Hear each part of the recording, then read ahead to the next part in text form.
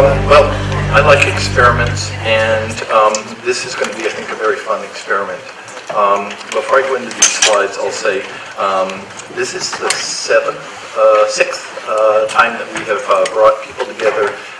Is there anyone in the audience that actually has attended the six SAGE group? Okay, two. Okay. How many people have been to two or more? Okay, so you get a sense, okay? These people have been to this experiment in San Francisco.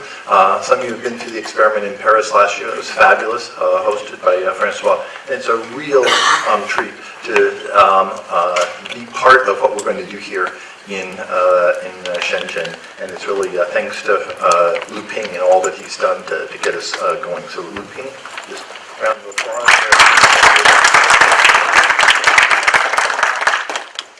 I'm going to give some slides that are going to set a context, and then I'm going to turn it over to Francois, and then to John to get us going. So this is the poster, the description of Know Thyself in our world in the digital era. Behind this is an organization that sits in Seattle. It started in 2009. It's called SAGE Bionetworks. And what our group has worked on is changing how people work with their data, work with their insights. And these assemblies have been an opportunity to do a little gathering of the pioneers who are out there trying this, trying that, pulling them together, sharing ideas, and then sharing them with students. So I'm very happy that there are students from Shenzhen, from the university here. I'm going to go through five components. I'm going to talk about the power of the digital world. Then I'm going to talk about what we mean when we say know thyself in the digital world. Then I'm going to talk about knowing the world, and then something about responsibility. So on the power of the digital world, some of you in this audience have seen me use this slide before, but those who are not, does anyone recognize this? This is a loom for making tapestry. This is a card that's used to tell the machine what to do. So it's a loom card. And in the 1800s, two mathematicians, Ada Lovelace and Babbage, here's our gender identity, and actually it was an important one, we're working on a differential machine. And that machine was driven by gears, but more importantly, the concept of programming a machine to do something was actually a core part of the role of Ada Lovelace. And here is the computer card. This is the card they used for that manual differential engine. And a little later, a number of people figured out how to do that type of differential engine using vacuum tubes and using computer cards. And the reason I'm bringing this up, and this is a really important point, is we would not be able to have an assembly about living in the digital era if there wasn't a way that you could break the distinction between numbers that mean things and numbers that do things. The reason why we're in a digital era is that actually numbers can not only mean things, but numbers can do things. And all we're going to talk about the rest of the assembly is dependent upon this beautiful philosophical concept of what can be done. It's math, it's philosophical, and it has completely changed our world. Some parts of it we've gotten used to. When we sit there and we use our cell phones, we connect with that digital world. When I was trying to get from Hong Kong to Shenzhen University, I could look up on my phone, I could see where I was, I could have a sense of where things were, because we're living in a digital era in terms of communication. The group at SAGE and a number of places for the last 5-10 years have been asking a question of, could we, in that digital world, navigate between wellness and health using that same digital information? Could you know when you were going out in and out of any state of health and disease using that type of digital information? Could you have a map in front of you that says, if I have one more of this is going to tip me into kidney failure or have me go into heart disease? So we've been working on that problem, and that's why I want to give you a little description of what it means to know thyself. So X-rays when you take a picture, you can tell a bone is broken and you can do something. You can take and let a kid or a patient breathe and measure their asthma digitally anywhere. And there are really three ways that you can think of the areas in medicine. You can think of those parts of medicine that are only able to be diagnosed, only able to give direction by using data that's generated in medical laboratories. You can think of those parts of medicine that you can generate that data outside of a medical laboratory, diabetes or asthma. But what we've been interested at SAGE the last several years is, could you take qualitative, or could you take syndromes where they're qualitative measurements and identify quantitative measurements? Could you come up with ways that would allow people to follow what was going on within their disease, to quote, know thyself? There are hundreds of syndromes in psychiatry, in neurology. I've put some up here. And the real question is, how could you use digital sensor information to give someone a way to know about themselves directly? How could you use the sensors to know directly about your own health, about disease? To do that, we decided the best way to do that project was to not invent some new way of collecting data, but actually use smartphones. To realize that as there are over 1 billion smartphones out there, more than 1 billion smartphones out there in the world now, that you should be able to start taking measurements that would involve 100,000, 200,000. We've been doing experiments which we now have 100,000 to 200,000 people in the clinical trial because we're using smartphones to gather the various data. We knew that that would allow us to have adequate numbers, but then more importantly, as you'll see, you can actually do measurements on someone that's not just weekly or daily or hourly, but you can get hourly to continuous. So you can get lots of data coming in. And in terms of the dimensions of that data, as someone that's like Paul Boutros realizes, the more dimensions, the better you can do that. We can get 1 to 5,000 dimensions of data, meaning different features, off of gait or balance using these sensors. And then the most important thing is that to make these models of disease, we can do them in a machine-readable way. So instead of going into a clinician and saying, I don't feel well, imagine if you can collect that information in a machine-readable way. So the experiments that we've been working on is how can you do clinical trials in order to make those digital maps that have lots of devices being captured frequently in deep dimensions and in a readable way. And the types of current measures that are normally done in clinical trials are not very accurate. Smartphones allow us to do it in a more accurate way. But the more important thing is about democratization of medicine. The ability to actually say to someone that you are part of a trial, but as part of a trial, you are as important as the researcher. That it is your role as a participant to give data and insights and to be part of that we think is most interesting. And so for 3+ years, we've been working on how could you do participant-centered trials. About a year ago, working with Apple, we worked on a framework that allowed open source projects where the code was available to anyone, where you could collect data and you could start studying different diseases. The most important thing is we wanted to build a repository where that data was, where the insights were, and where you could build communities of people who didn't generate the data who were able to look at that. So I'm going to pick just one example of that. This is in Parkinson's disease. Parkinson's disease is a neurodegenerative process. Here are 5 of the different symptoms that are associated with the disease. And what we did was we realized that on the smartphone, we could sit there and do surveys that could be done infrequently, but that we could build active tests and passive tests that would allow us to follow individuals or allow them to follow their own disease. Well, I can move it around to make it get more exciting. How many people are looking at that one? No, I'm just kidding. That involved the different symptoms. So we could do the tests that were sitting there in the neurologist's office, like tapping and walking and voice and memory.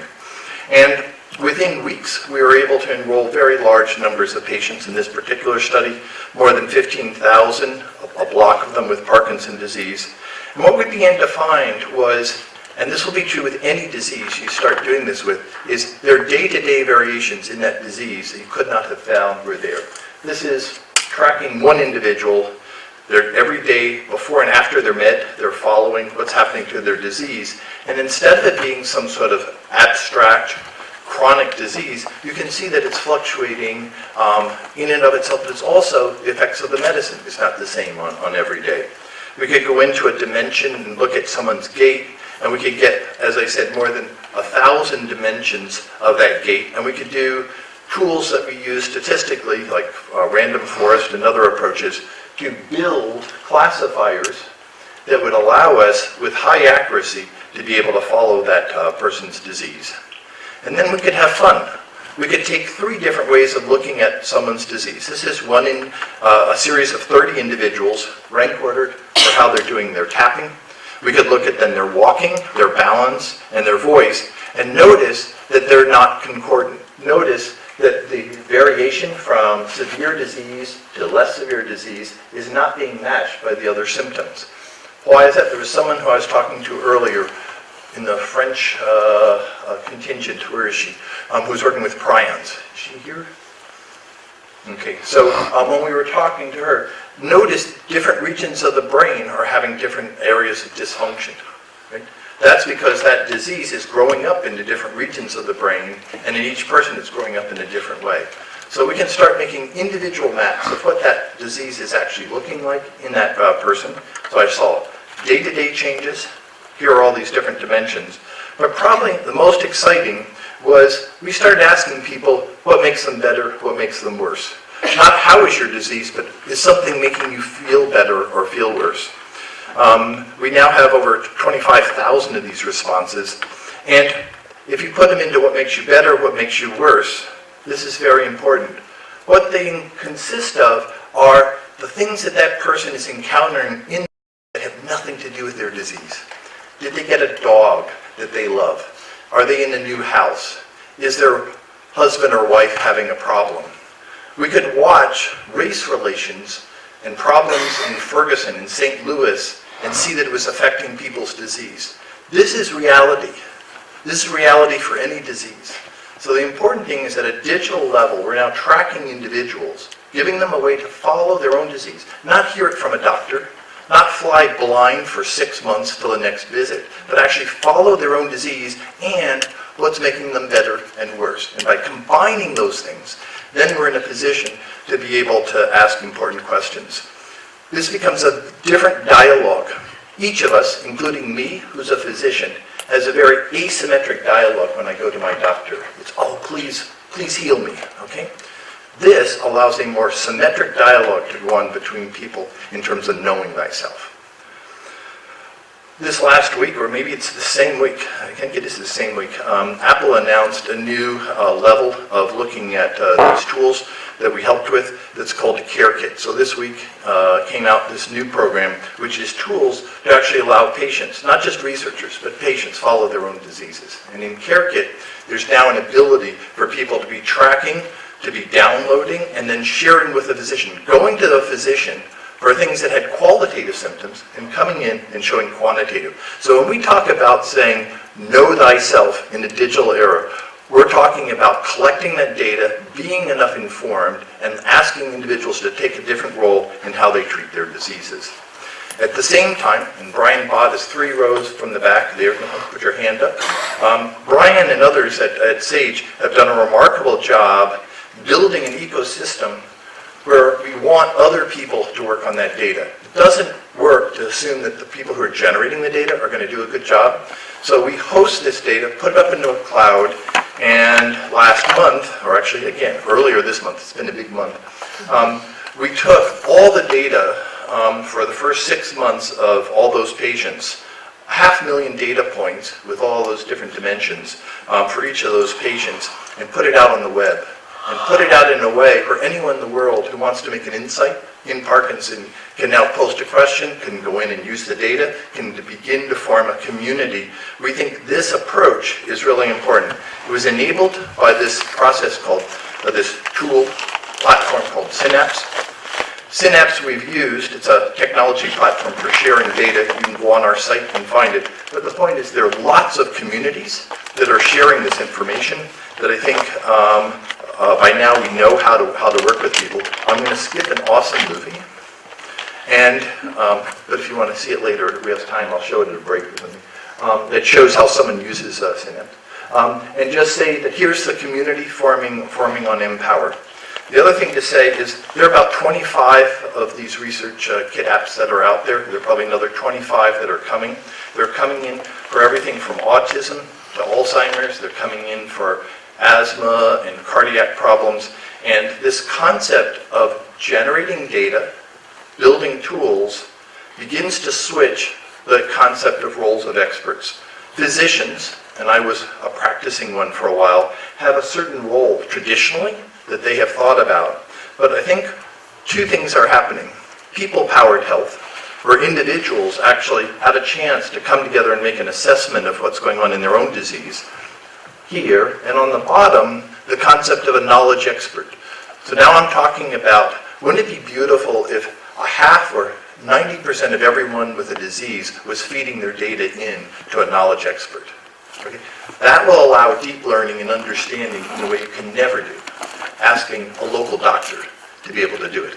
How is that local doctor going to intersect with that knowledge expert, going to intersect with that people power and with the researchers? That's sort of where we are right now. The second part of that was know our world. And in this instance, what we're talking about is, could you know what's impacting you, what's affecting you? And I just want to give one brief example. It comes from Kentucky. It's the state over from Tennessee, where John Wilbanks grew up. In Kentucky, notice this, Chief Information Officer, okay, Chief Information Officer, or Innovation Officer. Is it Innovation? Innovation Officer, the city of Louisville, decided that it would be helpful if they could, I'll go forward like this, make maps like this. So this map shows where all of the industrial pollution is. It shows where the pollution is coming from cars. It shows where the wind is blowing and the speeds. And then everyone is picking up and monitoring what's happening in their asthma. Working on that together, they began for the first time to be able to show for a city, here's what's causing the asthma. Not, I don't know, but knowing the sites, knowing the conditions, having all these citizens looking at the information on what was happening to them and measuring it, they were able to build maps that I think are really important. Turns to responsibility. How many people in the audience know this movie? Put your hands up. Am I the only person who knows this movie? Great, okay. This is called The Mermaid, okay? It's the biggest grossing film in China, okay? Biggest grossing film in China. This film, Mermaid, is taking a look at a capitalist who's making a lot of money. This is his screenshot. But he plays the villain. He's the one who all they're interested in is money, money, money, money. And he meets this mermaid who's interested in the environment. Behind this cute story, and it's a little bit cute, okay, it's a little bit cute, but behind this cute story, the biggest grossing film in China is a very important concept of responsibility, which is we have to look at our world, we have to have a sense of who we are and what can we do in that world. And this last week, if you've picked up the recent article in Nature, Nature is giving credit, is giving praise to China. The praise that's coming to China is for the remarkably innovative ways that China is now asking questions about pollution, asking about how we can change the environment. This shot here, which was in the other page, is a beautiful shot, wonderful photographer. But there's a problem here. It's a beautiful picture, but it's a problem, okay? And for us to be able to solve problems like that, know thyself, know thy world in the digital world, the reason why we hold these assemblies is it is a chance for us to share ideas from around the world. I think we have 12 countries, maybe 15 countries that people are from. It's to share ideas about how we can do things, find experts, find people with passion, and maybe if we're lucky, do something.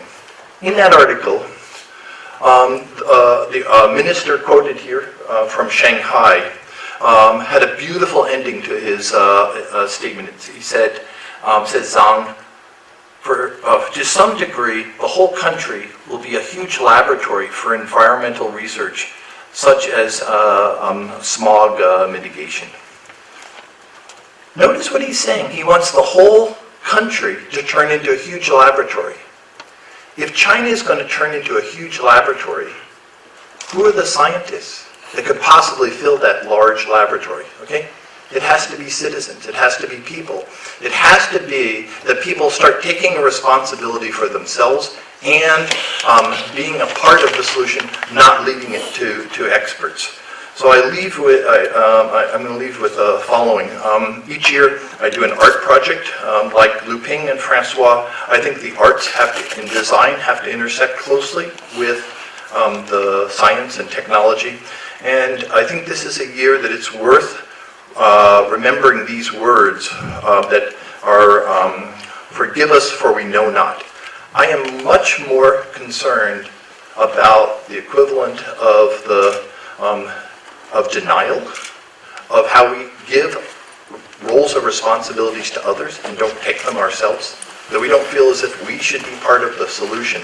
And for this project, it's in blue because this is actually in micro neon. It's about this big, and that's razor wire. That's barbed wire braiding around that. Because I think for myself, maybe for you, but for many people, we need to hold ourselves accountable for those things that we don't pay attention to and should be paying attention to instead of our favorite subjects, instead of the things we know. So the Assembly, this experiment here, is an attempt to bring experts together with people of passion, and we'll, from Francois and Lu Ping and John, try to ground you in why we've set up the day the way we have.